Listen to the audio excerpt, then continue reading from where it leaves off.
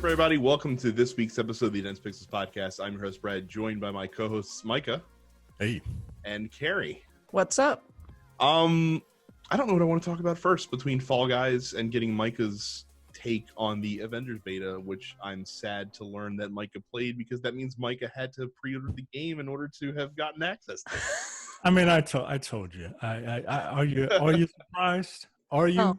Are you really surprised? I'm not like truly surprised, but you have not shown an ounce of excitement to play this game, and I understand why, because so far everything I've seen about it doesn't look has good. not looked exciting.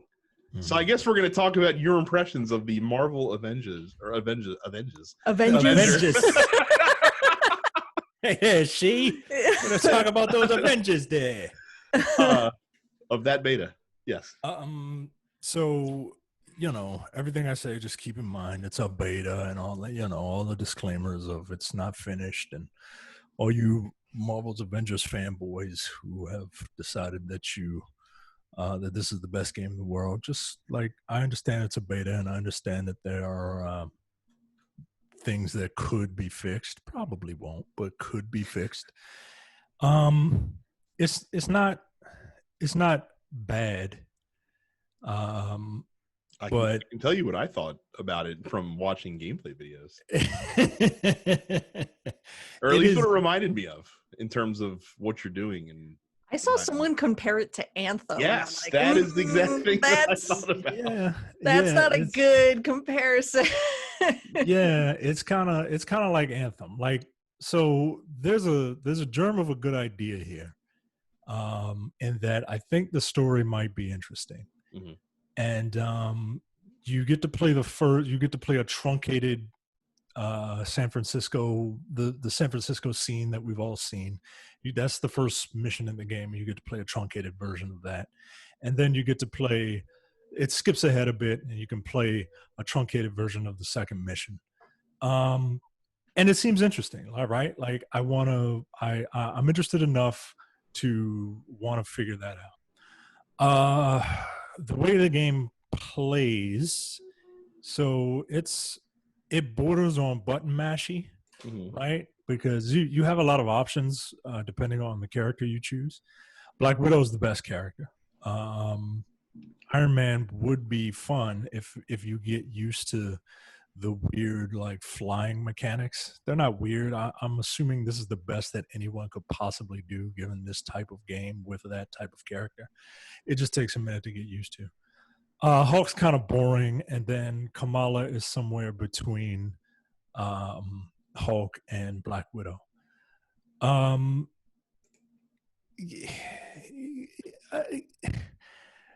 Like, it's a lot of it's light attacks and heavy attacks, and you can, depending on the character you are, it could be kind of fun, right? Like I said, Black Widow's kind of fun doing her light and heavy attacks. You can do like God of War style 5-hit light combos or 3-hit heavy combos, or you could do light hit combos and then end it with a heavy attack, and then they have stun attacks. Each character has the same control scheme, but some of them do different things, right? Captain America can block because shield. No one else can block, but they can parry, right? The Hulk can't block, but he can parry. The Hulk, the giant green monster, is can't block. Can't just do this. Right. He can't block, but he can parry. I say Black Widow is the best character because, one, I mean, it doesn't make sense, but I guess it's a video game, so I'm thinking too much into it. But like the Hulk and Black Widow kind of have the same power level. Like, it takes the same amount of hits to beat up a robot as the Hulk as it does Black Widow. The Hulk, a giant green monster. Black Widow, a regular human competent at her job. And it just is, I don't know, but that's nitpicky. I don't even think that's nitpicky. Like, it just doesn't make sense in the world. No. You know what I mean? Nope. But Black Widow has the ability to maneuver around the battlefield the best out of everyone that I've played, because she has this grappling hook that can pull her toward enemies. It can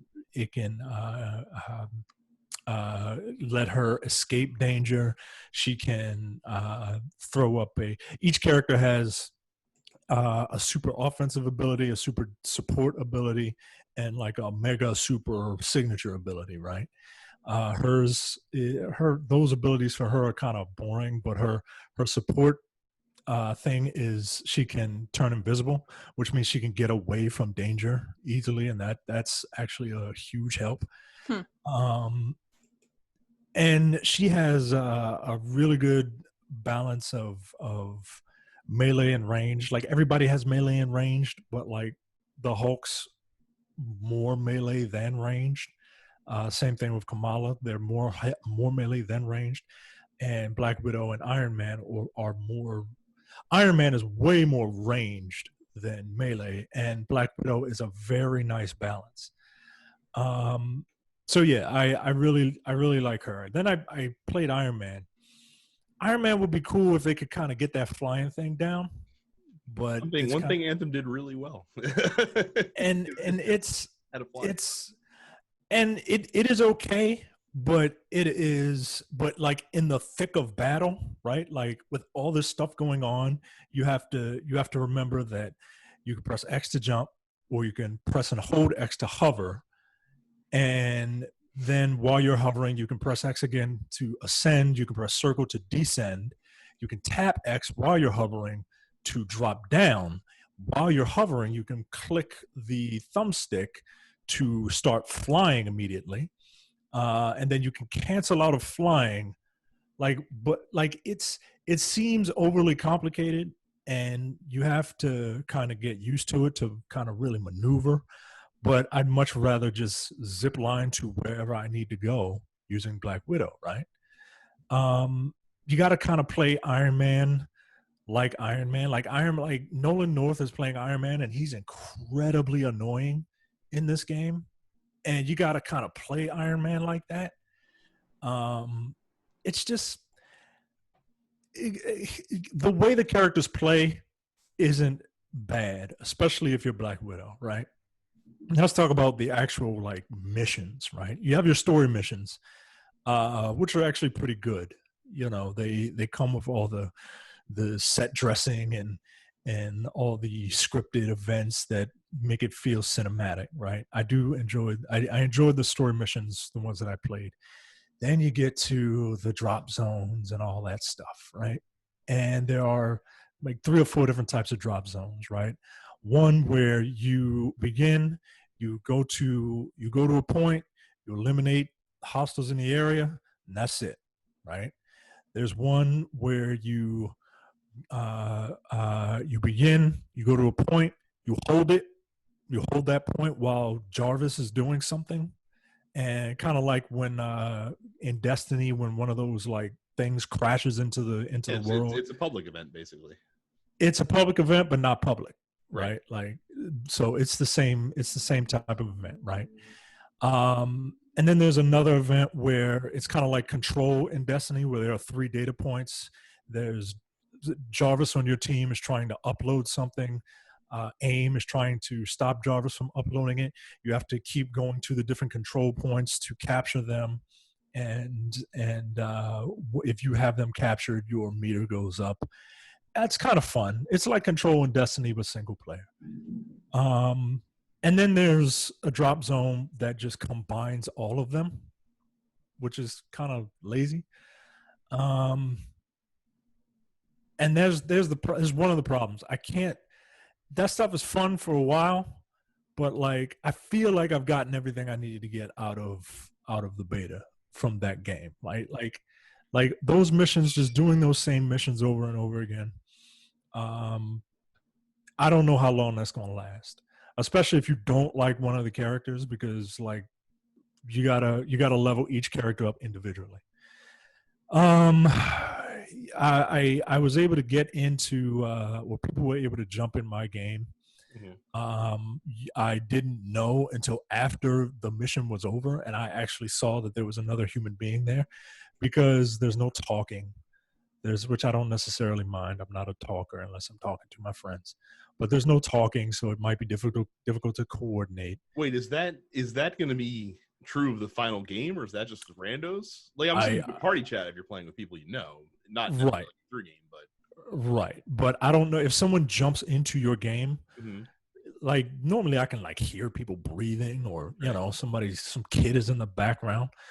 But I didn't even know this person was in my game until I had finished it and saw that this person was there. And there wasn't any like coordination or anything like that, so it was kind of weird. If you are playing by yourself, you get 3 other companions with you, but the companions are your characters that you have leveled up. So if they're kind of under leveled, they're kind of useless. If you die in single player, the AI makes it a priority to come heal you, to come raise you, but you can only do that 3 times. If you die 3 times, no matter how many times, no matter how much health your companions have, if you die 3 times in a single player event, that's it, game over. Mm-hmm. And then we get to the loot. You know, the loot is the thing that kind of makes you want to come back for this, right? Like, let's say the loot is just kind of boring, man. Like, it's just kind of whack, right? Like, it doesn't feel like it does anything. It doesn't, it feels like an afterthought. The only time you would really need it is if the game is like, hey, these guys are shooting cold guns at you, so you might want to put on some cold resistance. And even then, if you're leveled up enough, it doesn't really affect you.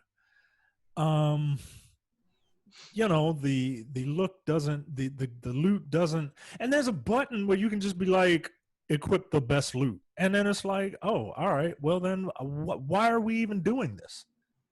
Why are we even doing this? Like, what's the point? Like, part of having a loot system is like min-maxing and trying to figure out the best combination of stuff to get your mathematical number higher. But like, no, here's a button. We'll just do it for you. Like, what's the point of having a system? Isn't the other problem too is that, so like in other games that are looters, you have different types of weapons and different types of, you know, tools that at your disposal that you can use, which also kind of hastens the chase. The attack patterns are kind of the same regardless of what you have equipped, correct? Or are there different weapons that you can get too?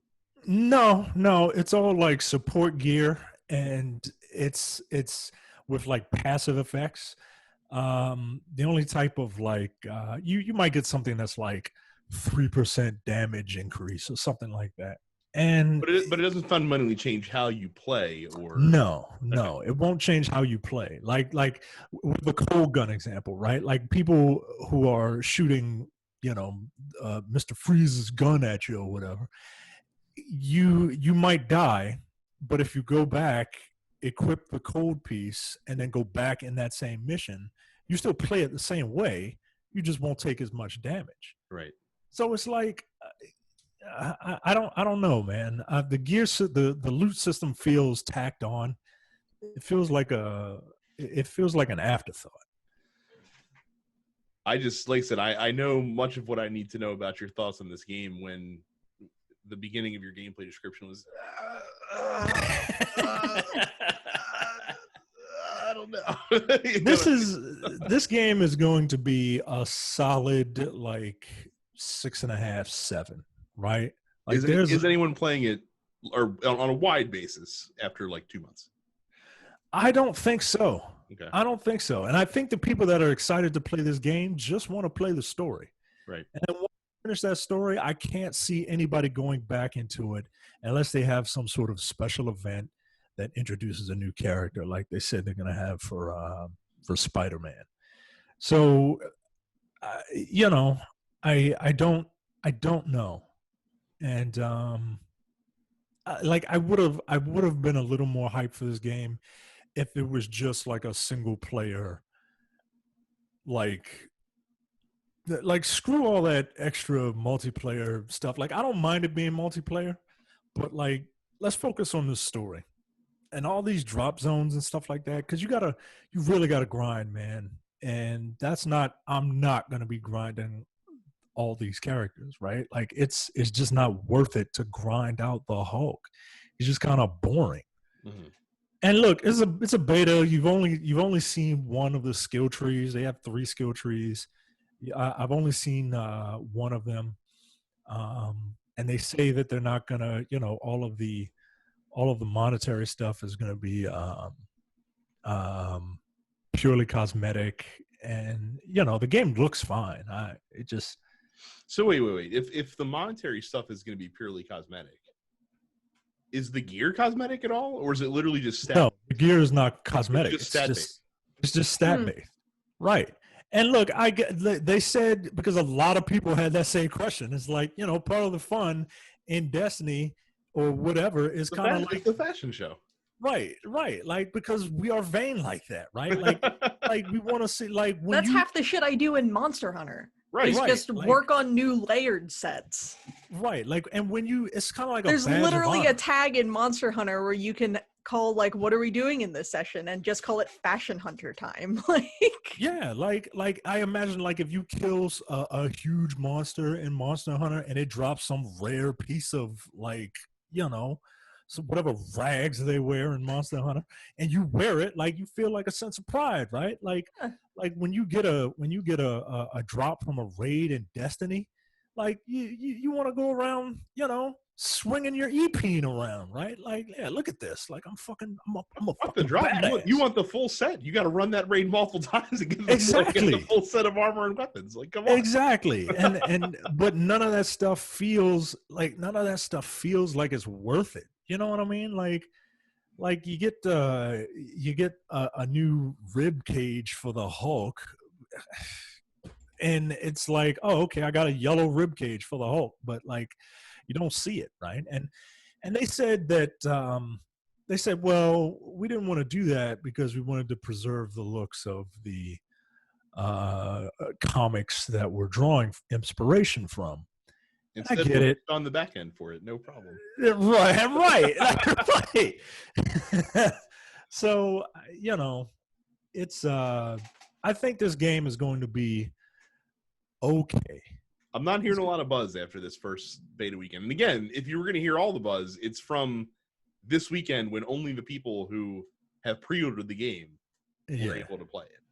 Yeah. So, but I've been playing way more Fall Guys than I would have thought. Well, that's because Fall Guys is just a tremendously fun video game. Yeah, it is.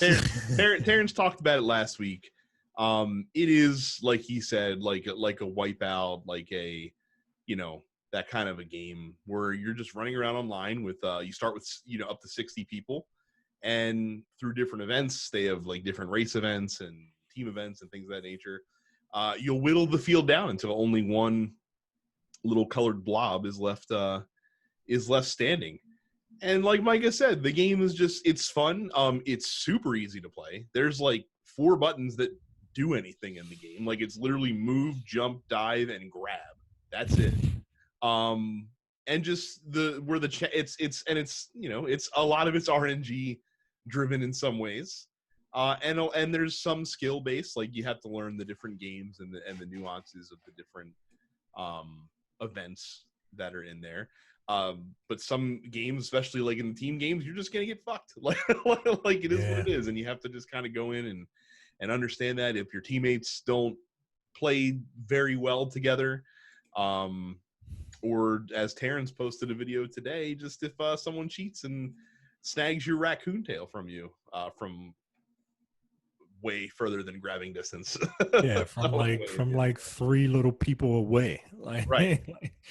But it's fun. I've gotten 1 crown so far, which is good for women. I just got my first crown right before we started. I was like, yo, I gotta have something. What was the event? What was the final event in the one you had? It was grab ass. No, I hate grab ass. Grab ass. Yeah, I got real lucky in grab ass. Normally, the final events for me are the hexagon, and I'm always like 2 or 3 from dropping, and I get super excited, and then because I get excited, I'm like, I almost got to know, and then I fall. And I'm really good at Fall Mountain. That's the event that I got my first crown on. I've come close a couple other times as well. That's like the aggro crag one. yeah, I've been on that once, and I'm like, I'm not gonna get this because I'm not good at races. Mm, Um, crushing the races. Like I finished first in so many race events so far. You just gotta learn lace, and you gotta learn the nuances. Like the DoorDash, you have to just hang back a little bit and let the other people bang into the doors that don't fall down, and then go through. It's hilarious too. Plus, I really hate the fact that I don't know if they're doing it on purpose. I don't know if they're just dumb. People just don't know how seesaws work. And it is like, come on, guys. Like, I know we're like competing, but at the same time, like, we got to work together, right? Like, I was literally on one side. You know how the bridge splits, Mm-hmm. and I was on one side of the bridge. Oh, and the one side was just up in the air forever. Yeah, and I was on that side, and I'm like, hey guys, like, come on, dude. And then I sacrificed myself, hoping that I'll respawn on the other side. But like, nah. And then the team games, like, as much as I like the team games, I think they're fun. Like, they are the source of frustration in that game. I like the soccer. The soccer is my favorite. The soccer was really fun. Yes.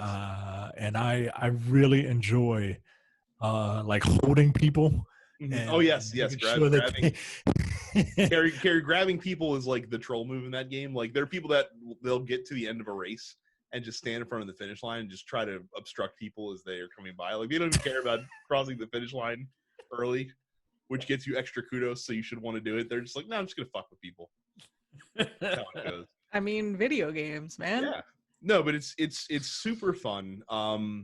They're already adding a new game to the final event now, so there'll be another potential final round game. Have you played it's the one where you're on the circular platform and the sticks are rotating around, you have to jump over them and be underneath of the bigger pylon as well? Have you played that one yet? I've only got that one once ever. When they're coming up like this? No, when they're spinning. When they're spinning, it's like there's two. One of them you can jump over, and then a big one that if you're in the air when it comes across, you'll get hit in the face. Oh no, I haven't done that one yet. Okay, so they're adding a variant of that to the final round, where the platform that you're standing on will get smaller as the round progresses along, so it'll make it more difficult. But yeah, like I can see them doing a lot with this game. There's tons of just goofy and fun costumes that you can earn or buy, because of course there's a microtransaction system to buying the currency in the game if you want it. But it just buys you outfits. It's not anything. Yeah, just buys you like a hot dog or whatever. Right. And I would imagine that this is something that they'll be adding like new events to over time. I hope they trickle those out consistently. I hope they don't wait for like the new season to roll out like 6 new games and stuff like that. But it's fun. Like I said, it's a great way to kill an hour. It's a great streaming game. Like it's fun to just watch people play it online on Twitch. Yeah. So yeah, Fall Guys is great. And again, if you have PlayStation Plus, it's free. You should get it. It's really good. Carrie, I think it's on PC too, if you wanted to pay $20 for it. So it's worthwhile. So lastly, Retrowave. Yeah. I didn't know about this game. A friend of mine bought this game for me because he knows I am very into like the vaporwave aesthetic. Retrowave is like one of these endless driving games where you just like you get in a car and you drive and you're just trying to avoid running into other cars. But like the aesthetics are very good. Very like 80s laser kind of shit. I don't know. It's good. It's got a good like soundtrack with a lot of synthwave and vaporwave artists. So that's been a good sort of like I need to just sort of like zone out for 10 minutes at a time kind of game. So that's on Steam. I don't know how much it costs. Again, a buddy of mine bought it for me because he knows that that's my aesthetic. Other than that, I'm still just playing Monster Hunter. They added a new monster variant last week, Frostfang Barioth, who is Not as difficult as I was expecting him to be, but I like that they're continuing to, again, just sort of add more content, and they've got like a roadmap through the fall where they're like, we're debuting a new monster and we're adding in an old fan favorite monster and we're doing new events and stuff like that. So yeah, Monster Hunter is very good. Like a lot of my free time has not been spent playing video games recently. I've been buying a lot of vinyl, including a lot of video game vinyl. I got the Undertale soundtrack in on vinyl last week. That's really cool. I've got the Deltarune vinyl soundtrack coming in. I just pre-ordered the soundtracks for Sonic Adventure and Sonic Adventure 2 on vinyl. So yeah, I've been spending a lot of time listening to video game music and also working on arrangements of video game music for my orchestra. So there you go. Yep. One new game came out this week. It's called Collar Cross Malice Unlimited, which is available. That sounds very Japanese. It looks very Japanese. How did I not know about this? It might not be your style of game. I don't know what it is. Like I said, it's my Axis games, so it kind of sounds like something I would be interested in. But it's a visual novel video game. That's never mind. Oh, it's an otome game, so it's like a dating sim too. Great. Oh. Love me some anime boys.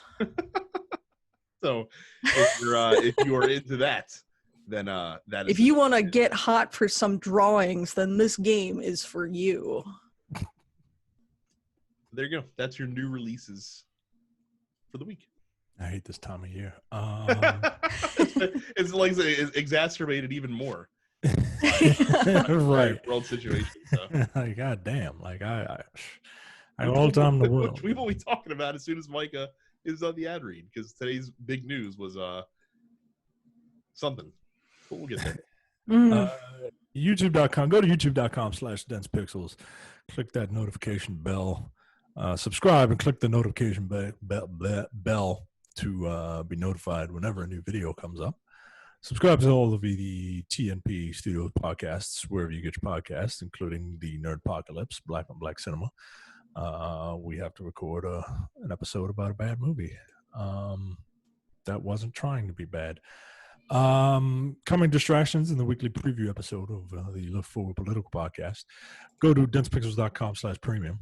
For $5 a month, $50 a year, you get access to all of the premium slate of podcasts, including the Airing of Grievances, No Time to Bleed, The Men with the Golden Tongues, Upstage Conversation, and the full 2-hour, sometimes 2-hour plus episode of the Look Forward Political Podcast. There was some big news in politics as of about 2 hours ago, as the day that this is being recorded. So I'm sure that Jay and Andy and maybe Brad will talk about it. And I was trying to work Thailand into there, but I couldn't. I don't even think they mentioned that this week. There's too much other crazy shit that happened to. I think they did, but it was very briefly because it was, right. It was way too much. It was too much other stuff going on. So, but densepixels.com/premium. There you go. So we said before, we are fully supportive of any time a game needs to be delayed so that it can release at its full potential. Even more so in the times of COVID, where most studios are still closed. Employees are working from home. A little bit more difficult to coordinate, just a tougher time all around. So expect delays. Now, that being said, I would think that if you were even slightly considering the possibility that your major tentpole release that is going to buoy your brand new console that's coming out this fall might be delayed, that you wouldn't quite literally 2 weeks before this have a major reveal event to show off the game and to kind of like puff your chest out and and kind of do all these things. Then 2 weeks later, we find out that Halo Infinite has been delayed into spring 2021. Chris Lee, who's the head of 343 Studios, said that the decision to hold the game until next year was due to, quote, multiple factors, including the ongoing COVID-related impacts. He said, quote, it is not sustainable for the team to rush it out for this holiday when the Series X is slated for launch. By the way, Microsoft did confirm in this release that the Series X is coming out in November. No specific date has been given. I'm not surprised, per se, about this news, but it's not a good look when this was the featured software during the reveal event, and of the games that they showed off, this was the biggest one that was supposed to come out this year to release alongside of the console, and now it's not, and that seems like it's gonna be a bit of a blow to the launch of the Series X. The conspiracy theorist in me thinks that that the folks over at 343 and Microsoft respectively saw the all the memes of Halo not looking like what people expect a next generation Halo game to look like. They were like, hold up. maybe we gotta let this cook a little more. I don't really have much to add on this. I mean, it doesn't bode well for the launch of the Series X. That's what the console is called, right? The Series X. That like your killer app isn't launching until who knows when next year, really. But first of all, Microsoft is no stranger to terrible console launches. I mean, we can always go back and look at the launch of the Xbox One for that. Yeah, I don't know. I don't think that it's going to like doom the console for it to like not launch with the console, but at the same time, it's like, I don't know. We are in unprecedented times. We are. And but again, we've joked on the pod for months that Microsoft really doesn't care whether or not you buy an Xbox One Series X. But if there was a reason to buy one, because again, you got to have third-party games are going to come out on both. Yes. You got to have at least one or two first-party titles that people want to get their hands on to sway you. And now they don't really have any that are launching alongside the console. So, again, launch is not everything.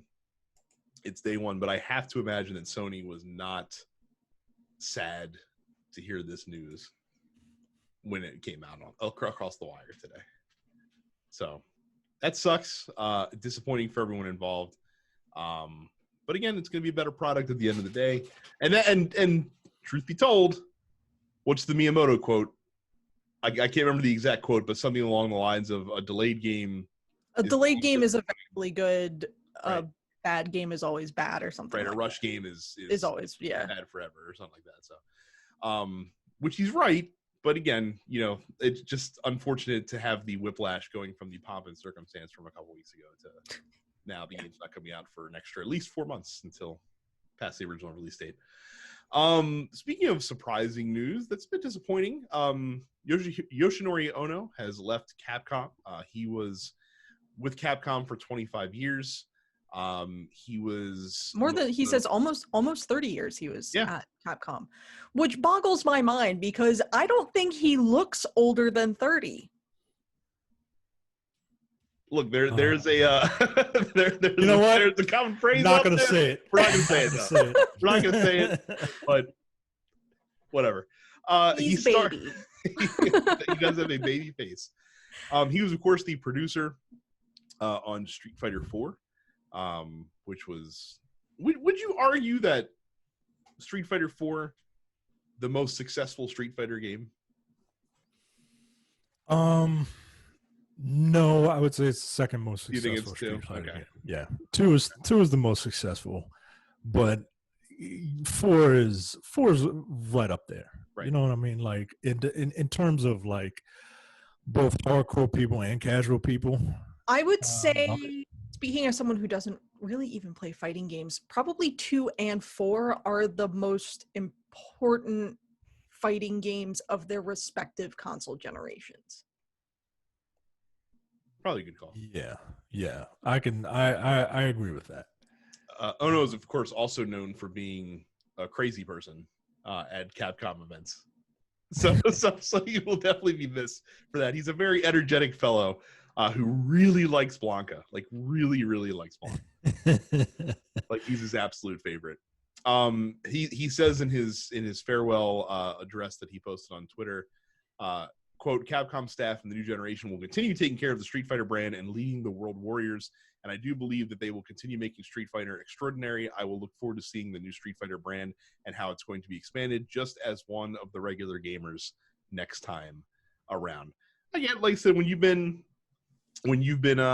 with one company for as long as he was, you want to try different things. I don't know what more he could have done with Capcom and with Street Fighter than he already did.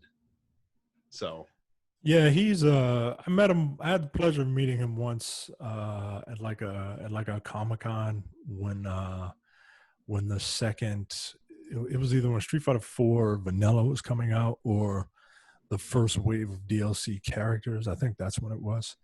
And he's a sweetheart of a guy, right? He walks around with his translator because he doesn't know a lot of English, but you can just tell like that guy. He's passionate about his job, and he was a really good dude.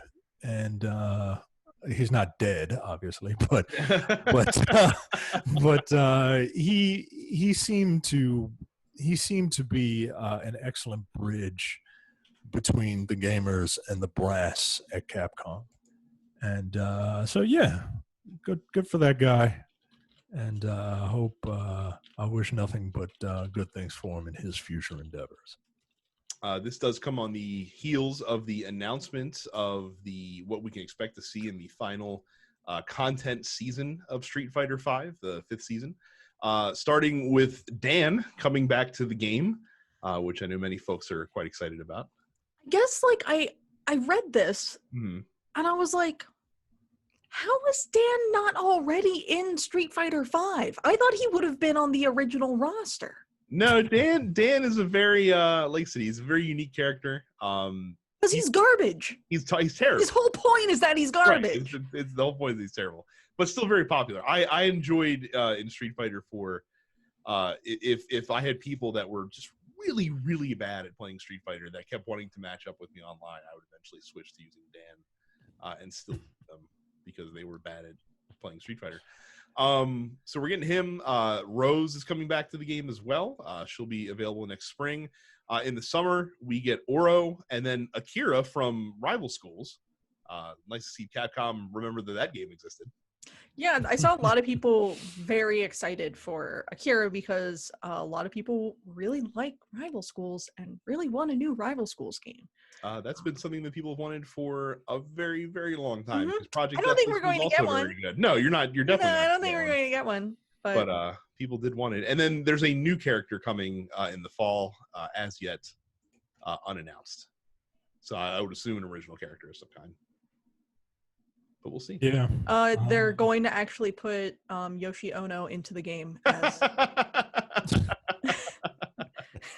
What if they just did that and it was just him wearing a Blanca costume?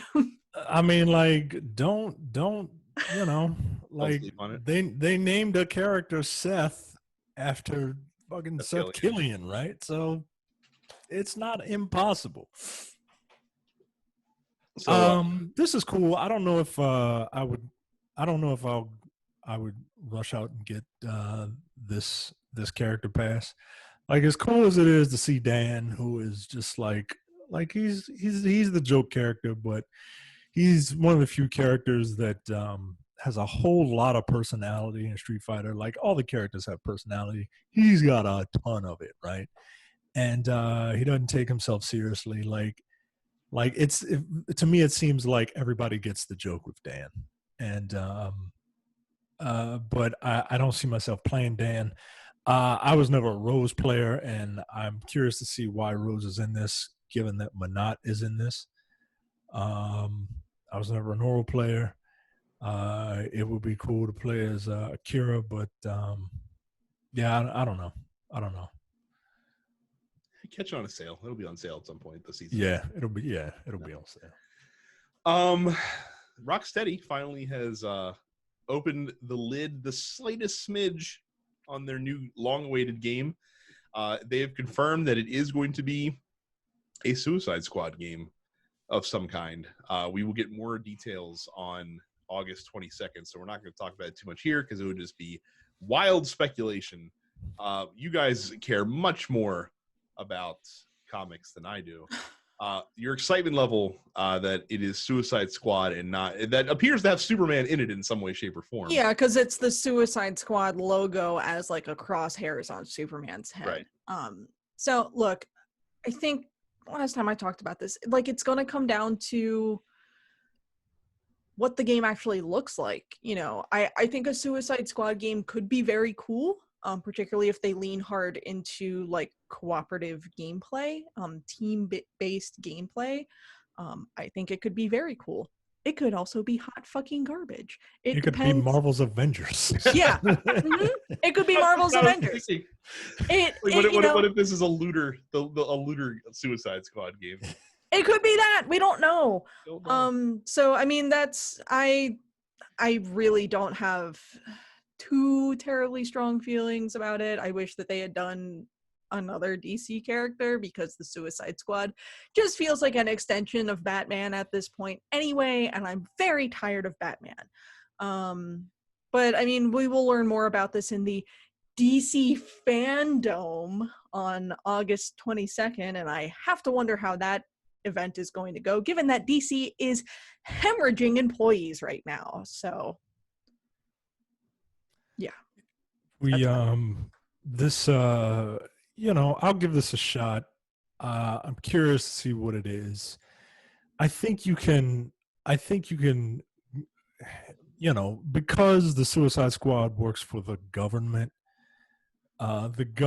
isn't, true evil. They're like neutral evil. So they don't really, so I could see you fighting superheroes and supervillains. And if that's the case, it opens up the DC world a bit. The fact that they have Superman, some people think that might be Bizarro, given the stuff around his eyeballs. But given the fact that you are targeting Superman, leads me to believe that this is a much wider, a more open, like this could be the bridge to link other Arkham verse DC properties together. I'm curious to see what it is, and I'm curious to see the lineup for the Suicide Squad that they pick. So we'll see. Finally, after raiding Microsoft's coffers thanks to their impulsions, Ninja's back on Twitch. Shocking. Yes. So he's back. He's apoplectic about this. Yeah, 96,000 viewers on his account and climbing as he's back on Twitch again. And he got really fucking rich. Mm-hmm. More rich. He was rich before. He got more rich signing a long exclusivity deal, if you guys recall, with Mixer, Microsoft streaming platform that they then shuttered, released everyone from their contracts, still paid them out in full, and then just let them do whatever they had to do. So there you go. Ninja. Hey man, he played this game. He played it well. Don't hate the player. He was like a ninja the way he fucking executed this fucking plan. I can't be mad at him for this. I can't be mad at him for this. Look, I could be mad at him. Obviously, you're going to go back to the biggest streaming platform when you want to stream video games, and you're not locked into an exclusivity contract elsewhere. Like, obviously, no one's surprised. I don't blame him at all. Apparently, he's not a partner on the platform though. Like he give it a week. Yeah, we'll see. That's true. I don't know. Does he really need the money? Like if that dude's smart, like he's letting that shit accrue like crazy in the bank right now. He doesn't need money if he doesn't really want it. But I think you're right. I think wait until he gets that sub count back up again, and then or the follow count rather, and then we'll turn on the partner again. Crazy. So yeah.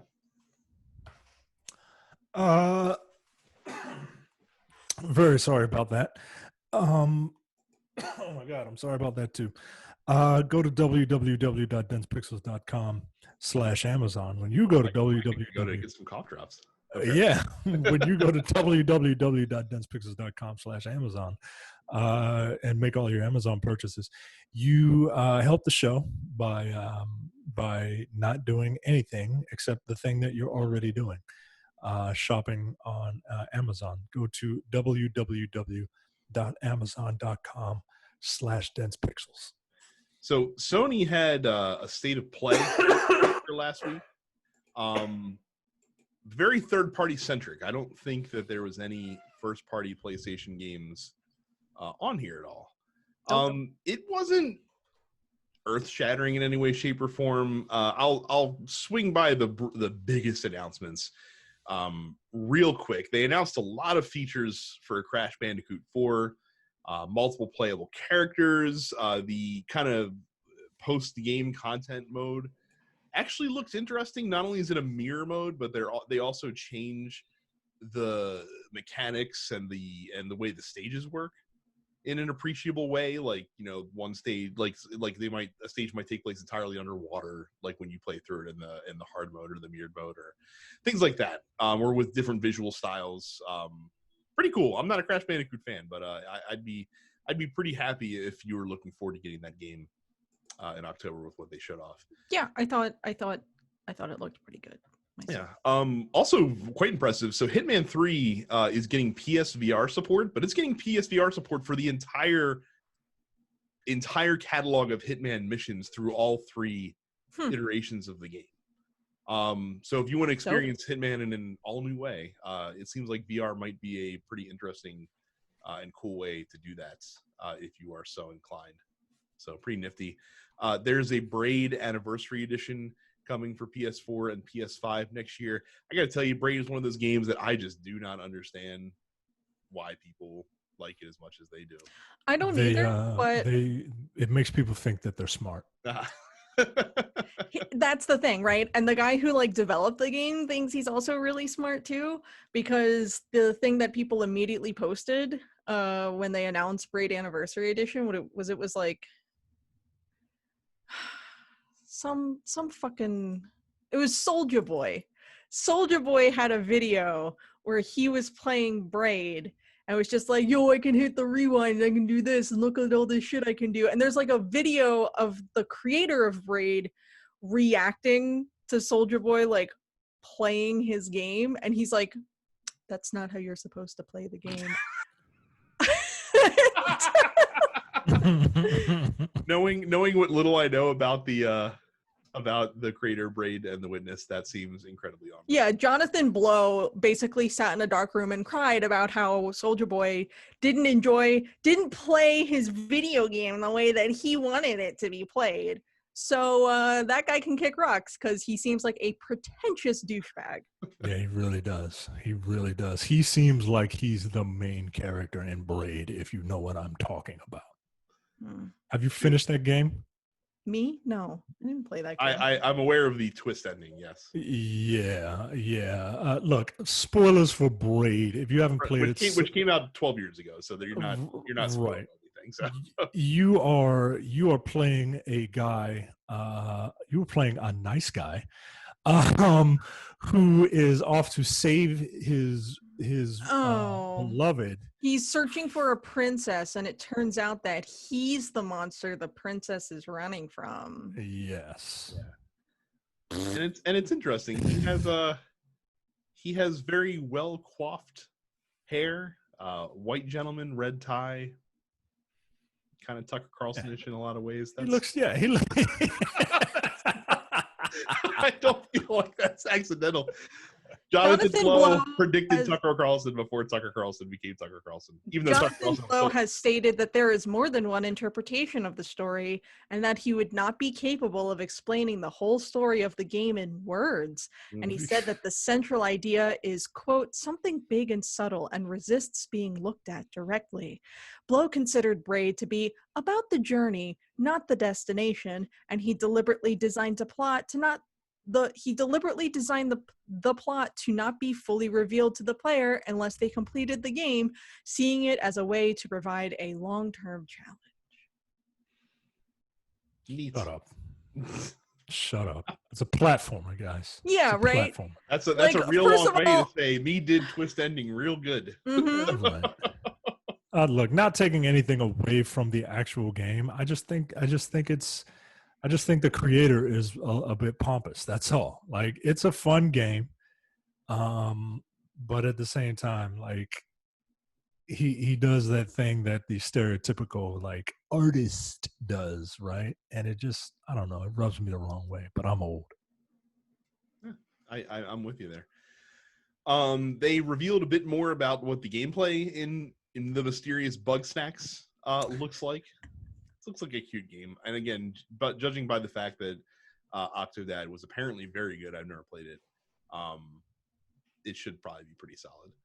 And then they showed a long demo of Godfall, the looter slasher that's coming to current and next generation consoles. I'm interested enough in Godfall to probably check it out at some point when it comes out. Looks like an interesting game. But that was it. That was the state of play for third-party PlayStation. Two much bigger stories. So we talked about last week how xCloud is out and it's coming first to Android but not to iPhone. Well, we found out the reason for that, and that's because Apple is actually blocking xCloud from the App Store. Here's the quote from Apple. It says the App Store was created to be a safe and trusted place for consumers to discover and download apps and a great business opportunity for all developers. Before they go in our store, all apps are reviewed against the same set of guidelines that are intended to protect customers and provide a fair and level playing field for developers. Now, the reason supposedly that this is happening is because Apple's trying to argue that they would technically have to approve every single new game that came onto the xCloud service for consumption in the App Store, since you can play them through this app that they are allowing to be hosted in the App Store itself. Really, what this actually boils down to is Apple's like, you guys are getting $10, $15 a month from people to use this service, and you're putting this in our App Store for free, and we want to get paid. That's literally all this is. They just see money that someone else is making that they want their slice of. That's it. It is not more simple than that, in all honesty. What do you guys think? I agree. Yeah, that's it. I mean, it just is funny to me. I don't know.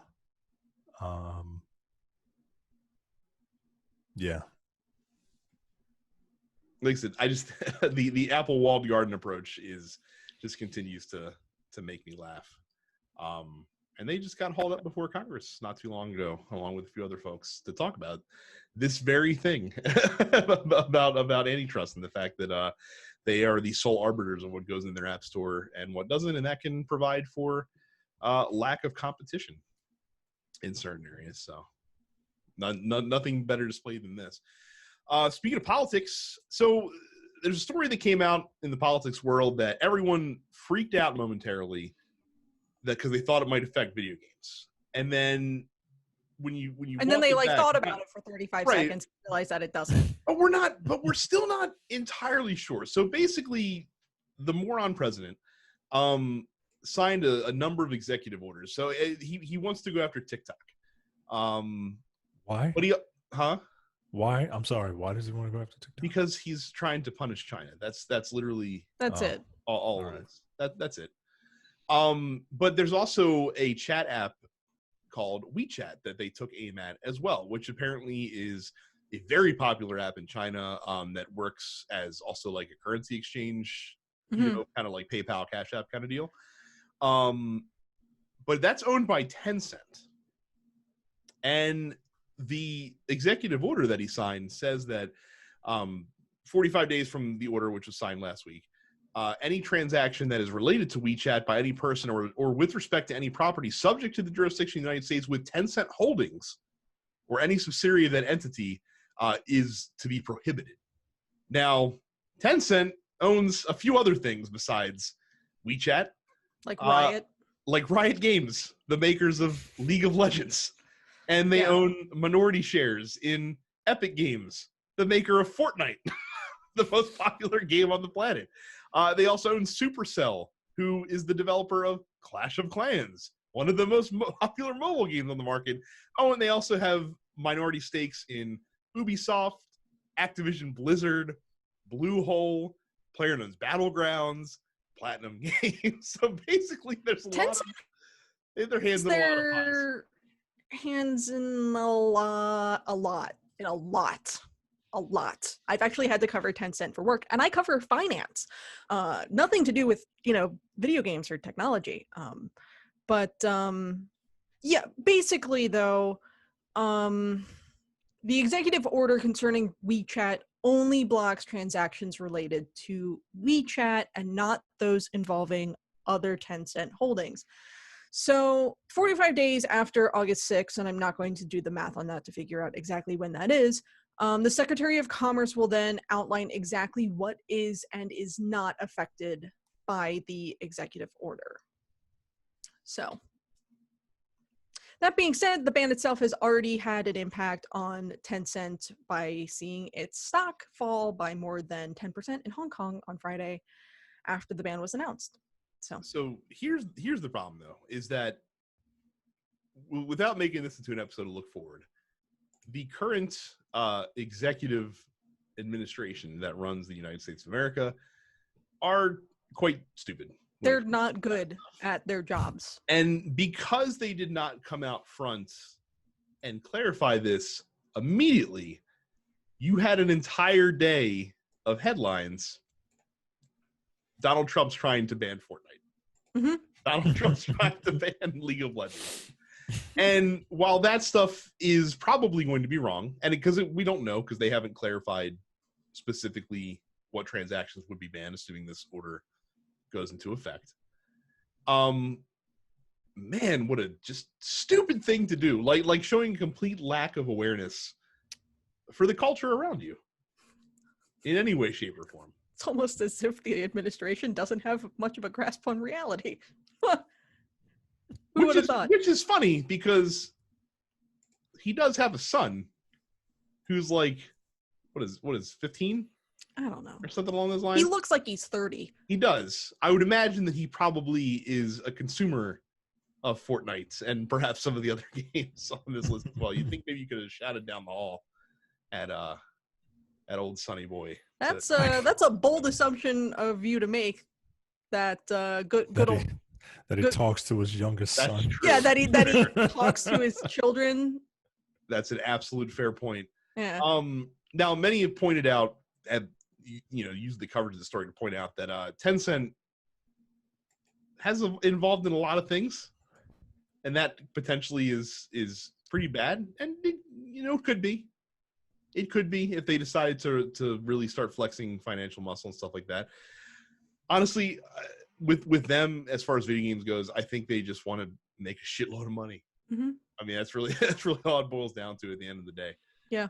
Look, much as I believe Tencent is ultimately a fine purveyor of Chinese malware, I think their holdings in most of these international video game companies are fairly benign. So I don't see this executive order having any sort of impact on the video game industry. I mean, it feels like no executive order has any kind of impact to me. Well, from this administration, yes. Like other presidents have, other presidents that had a grasp on how executive orders work, right? And could actually, hire someone competent to write it and put legal terms in there that make sense. It's not as if it's not like the current administration is saying in executive order making legal something that's been legal for 10 years. Huh. Like the ability to not have pre-existing conditions held against you by an insurance provider. We're just going to make a big deal out of doing something that's already been done and taking credit for it. Yeah. Yep. Well, during an election year. Mm-hmm. What are you going to do? So your daily dose of or weekly dose of video games and politics crossover. Yes. So we go to the post office. Let's see here. We'll start with Henry, who says, any recommendations for good PS4 wrestling games in addition to Fire Pro World Wrestling? I'm tired of cursing at the cluster fudge. That's very generous. Called WWE 2K20, and support for the less cluster fudge called WWE 2K19 is about to end. I can tell you emphatically that the WWE officially licensed games are all terrible. All of them. Yes. So don't play those. They're very bad. Fire Pro is probably the best thing that's out there right now. There's another game, and I've seen it on YouTube, and you'll have to forgive me. I don't remember what it's called. It's coming out soon. That's being done in the style of the Super WrestleMania style Super Nintendo games from back in the day. So it's kind of like that head-on view of the rings, kind of angled back, and it's a little not the WrestleMania arcade game, but like WWE Raw and Royal Rumble and games like that, which looks interesting. So that might be worth a look. Again, I apologize, I can't remember the name of it, but search for wrestling games coming soon in 2019, I guess, and we can find it. Unless one of you guys can find it in the space it takes me to vamp until I get to the next question. Yeah, I'm looking. All right. Well, we'll move on to Trey, who says, who at Rockstar or Remedy do I have to talk to for them to make a Max Payne style game about Terrence tracking down the hacker who hacked his account?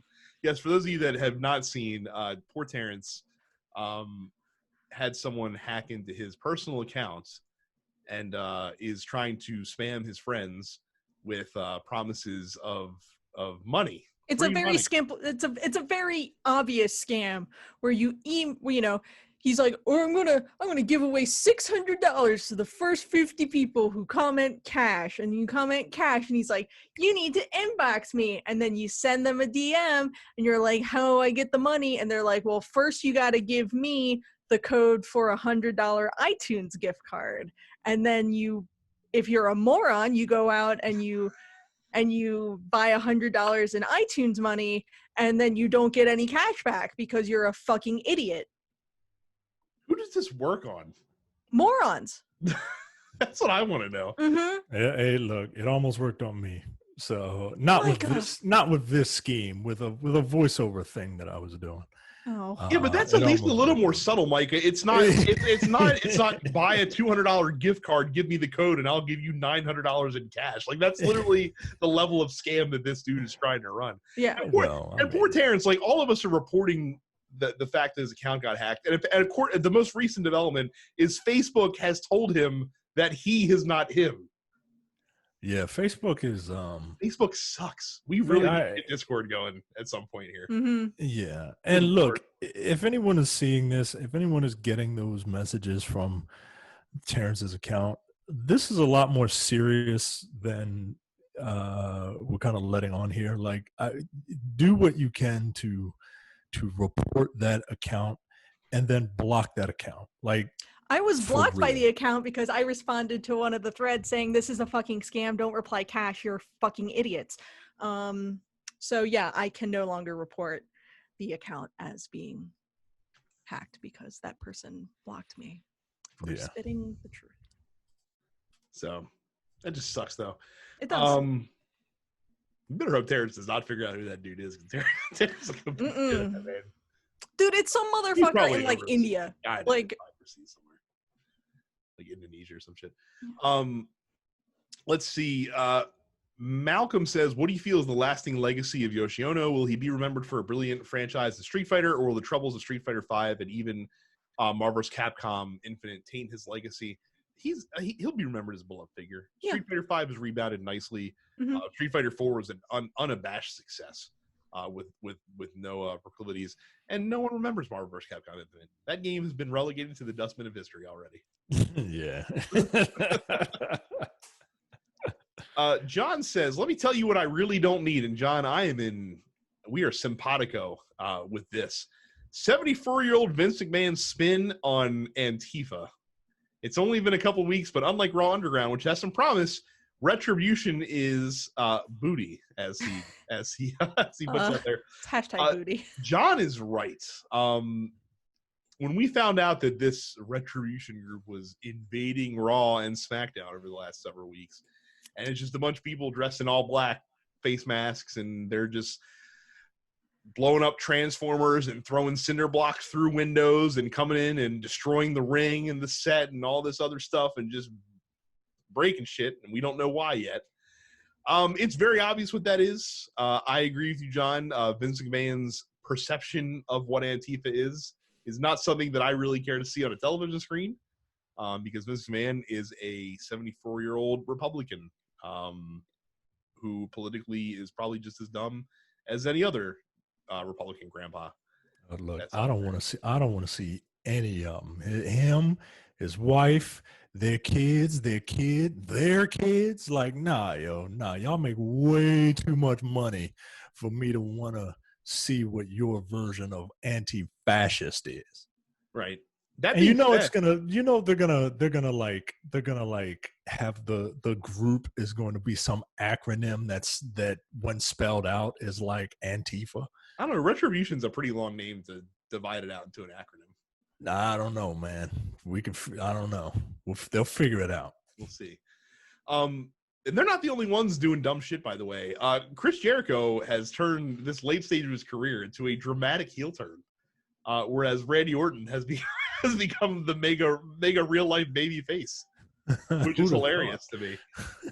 Chris Jericho, an All Lives Matter type of dude, just played a show at Sturgis, at the Sturgis motorcycle rally that's going on right now. No mask requirements or anything like that.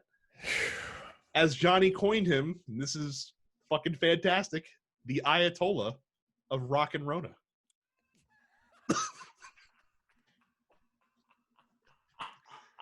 Gary, Chris Jericho's nickname in WCW used to be the Ayatollah of rock and roll.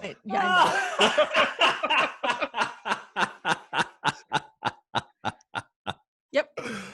Oh shit. Look, if you say a real Judas, that Chris Jericho. Yo, if you're willing to risk your life to go see Fozzy, like and Smash Mouth, apparently. Yeah, I was gonna say it was Smash Mouth. You can go ahead and die. I don't care, man. You be doing the world a favor. Smash Mouth doesn't even have any excuses. Because according to them, somebody once told them the world was gonna roll them. They're not the sharpest tools in the shed. They should know better. Oh, man. 6 years of work of being a fun account on Twitter, completely undone by stupidity. Yep. One weekend. Damn you, Smash Mouth. Damn you. We were all rooting for you, Smash Mouth. Finally, we return to Malcolm, who says, more racist character, Leroy Smith from Tekken 7 or the original Rufus from Street Fighter 4, who was a black karate man?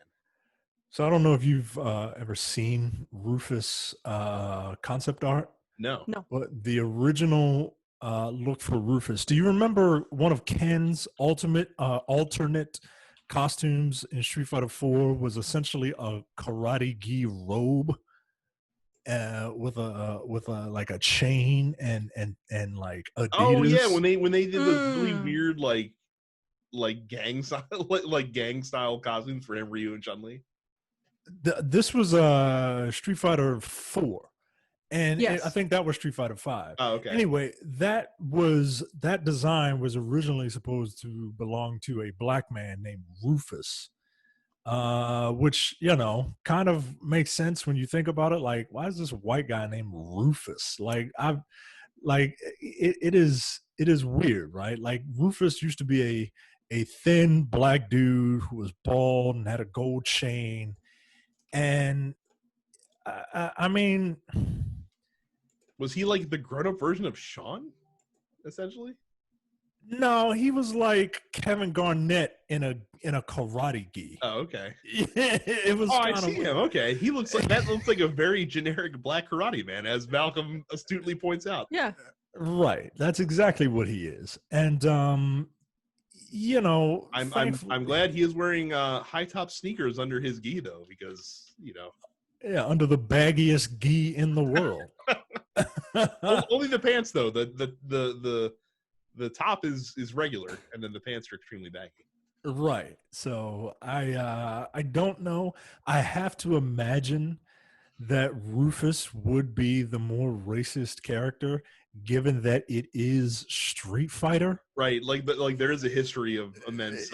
Yeah, like they really enjoy stereotypes over there in Street Fighter. Fucking T-Hawk is this giant stoic Native American who does shit like this and sits Native American style or whatever it is, and the crisscross applesauce. Right. Then they have the stalwart Japanese, hero and his loud ass American counterpart, and then they have like the then they have like yeah, he's a yogi. All right, yeah.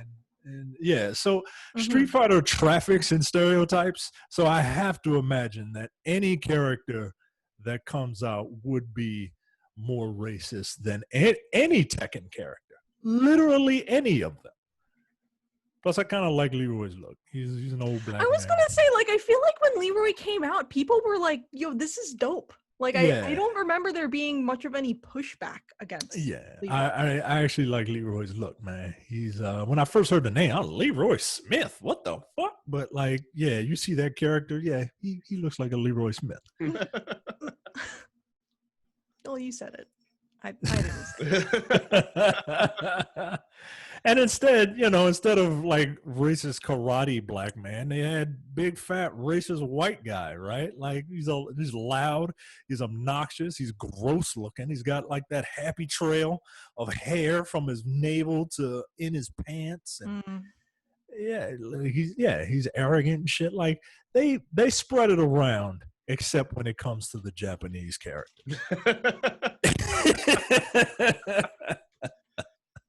Oh, so that is it for the post office. Thank you guys very much for submitting your questions. Don't forget, you too can go to densepixels.com/fans and join our fan group. That way you can submit questions to us every week. Make sure you subscribe to the podcast wherever you get your podcasts, along with all the other TNP Studio shows. Head over to YouTube, youtube.com/densepixels.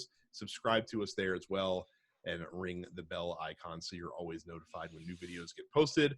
And then when you're done that, while you're on the internet, as Micah is partial to saying, swing on over to Twitch and follow those of us that actually use the platform. Sup, it's Carrie is Carrie. Apparition 410 is Terrence. And go ahead and give Dense Pixels Brad that follow. Because I'm going to start doing that soon. I ordered my Elgato last week. Waiting for that to apparently come from Taiwan. I don't know why it's not in the States already, but but we're waiting for that to happen. I should be streaming Monster Hunter on a pretty regular basis. I'm waiting on a buddy of mine to make some new streaming assets for my OBS download. So, yeah. I will place it as soon as I get that in. I will let you guys know what the schedule. I'm going to try to keep to a regular schedule.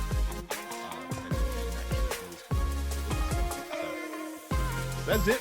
Thank you guys very much for watching and listening, and we will see you all in the next one. Thanks. See you. You're watching the Dense Pixels YouTube channel. Click the subscribe button while you're here, and make sure you check out our weekly podcast where we discuss the latest gaming news and our impressions on what games we've been playing.